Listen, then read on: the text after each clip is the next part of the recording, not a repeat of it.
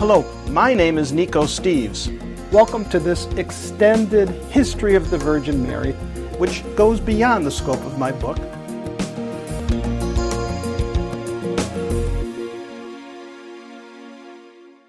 Nico Steves here.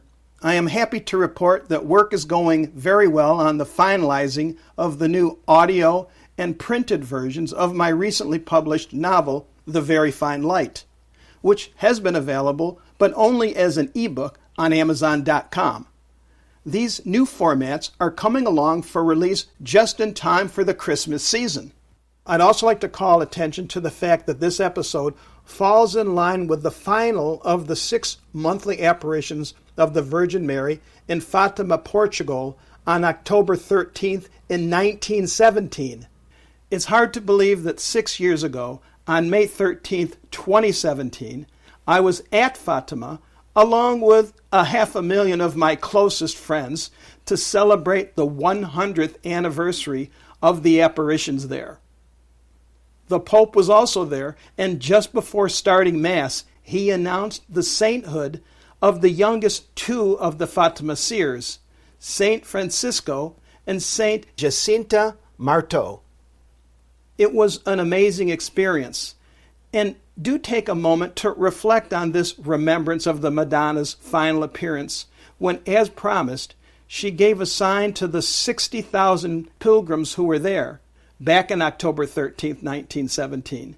That event was documented by secular journalists, communist government officials, as well as pilgrims who were watching the sun spin wildly on that day. Check out the story of that October 13th apparition in episode 366 from my first book, The Constant Procession. That goes into details about the amazing phenomena on that October 13th, 1917 apparition. Also, I will have more to come about this officially recognized Fatima appearance of the Virgin Mary in a special episode in the future. So, as always, stay tuned by joining my mailing list. This is where you'll be the first in line for specials. Just go to nicosteves.com to sign up. And speaking of specials, here's a story that has a lot of meaning for me personally, a real event that occurred not that long ago. And here's the story. I always try to stop at a neighborhood lemonade stand whenever I come across one. Let's be clear, they are few and far between. As we are adults, you recognize that it's not usually convenient to make such a stop in our busy, time-is-money world, like it or not. But I made a resolution to myself a while back to always try to do this little departure from my daily experiences when they arise. Here's why. It's rooted deeply in my own experiences over the years. It started back when, in my childhood, one summer, a neighbor friend and I started, of all things, at age 10 and 11, a pizza business. His mother would make us what she called pizza snacks, which we loved. This consisted of an item of her creation, which, if memory recalls, consisted of tomato sauce, bits of sliced cheese on a piece of Italian bread seasoned with Parmesan cheese and onion powder. It would be toasted in the oven and good to go. So we two youths, with her support, went to the store, bought the ingredients, and set up a delivery system, using our bicycles, to deliver our pizzas in the neighborhood. I don't believe the business lasted more than a week tops. We didn't sell many of our homemade pizzas, but did have repeat customers from our friends and a few adults who were bemused by the experience. Flash forward to my two sons when, as Cub Scouts, they were tasked to sell Scout popcorn. I enjoy a photo that captured the young 7- and 9-year-olds in Scout uniforms with a dad in tow and a red wagon full of very expensive popcorn going throughout the neighborhood. As a parent, it's a very humbling experience to see most people rather unceremoniously turning the youngsters away, which of course is not that it's awful or anything. After all, a big part of selling door to door is rejection. But no, what stuck in my mind as the fly on the wall who stood out by the street with the wagon watching them knock on the doors were the people who actually took the time to look at the selections of popcorn in the little pamphlet of items. To this day, every time I go past these homes, I remember those men and women, some now who have passed on, some who've moved away, and one or two who still remain here. I still appreciate them and their kindness to the little kids who knocked on their doors, hat in hand, trying to make a sale. Those adults took the time from their lives for a little moment that meant a lot to those youngsters.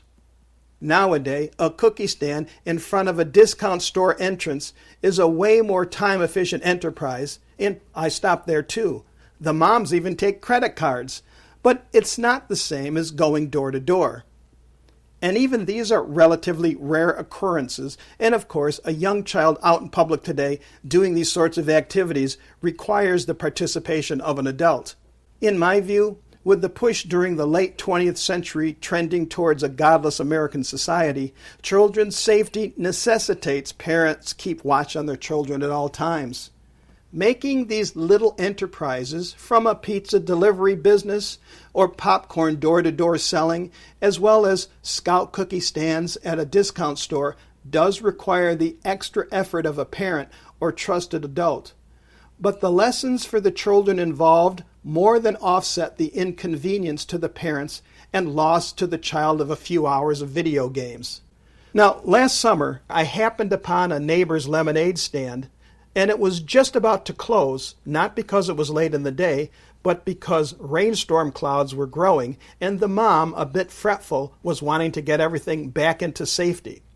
But ahead of me was a little 3 or 4-year-old girl in her ballet outfit along with her mom. The girl was having to choose if she wanted the lemonade or the homemade peanut butter cookies. Apparently she had limited funds, or perhaps her mom was teaching her about choices. Anyway, once she finished and she chose the lemonade, I got my turn. The two boys, 5 and 6 or 7 years old, filled my cup and took my cash. I made some comment as to how refreshing it was and left. Mother thanked me and encouraged her sons to do the same. It was a nice departure in my normal day-to-day. Now, what occurred about a month later is the message here, and it goes into the "you don't realize the impression your time has on someone" file folder. Early one morning after Labor Day, I was rolling the trash container up the driveway and to the street. Now, across the street was a mom with a coffee cup in hand, evidently escorting her 2 boys in school uniforms up to the elementary school close to my home. This was a bit unique in my neighborhood, seeing kids walking to school. Anyways, she and I exchanged hellos, and, well, you know me, I told the boys, "Study hard, learn something new today," or some sort of thing, and that was that. However, as I checked the mail, I noticed the mom bending down as one of the boys paused and whispered something in her ear. She yelled over to me, "My son said you bought lemonade from their stand last summer." She seemed as surprised by her young 5 or 6-year-olds remembering as was I. We both nodded to each other over this, with, I'm guessing, the same recognition, to the realization that the lemonade stand registered an impression on the little guy. What did I yell back? Well, you know, "Yeah, I did enjoy that glass of lemonade." You just never know what it means to a child when you take a few minutes for a glass of lemonade. Till next week, I'm Nico Steves here. My new book, The Very Fine Light, is available on Amazon.com. Please feel free to contact me at nicosteves.com. That's Nikos Steves, Steves.com. If you like this episode, and for more, share them with friends, and consider William J. Walsh's book, Heaven's Bright Queen, Apparitions and Shrines of Heaven's Bright Queen. Well, this is Nico Steves. Thank you. See you next time.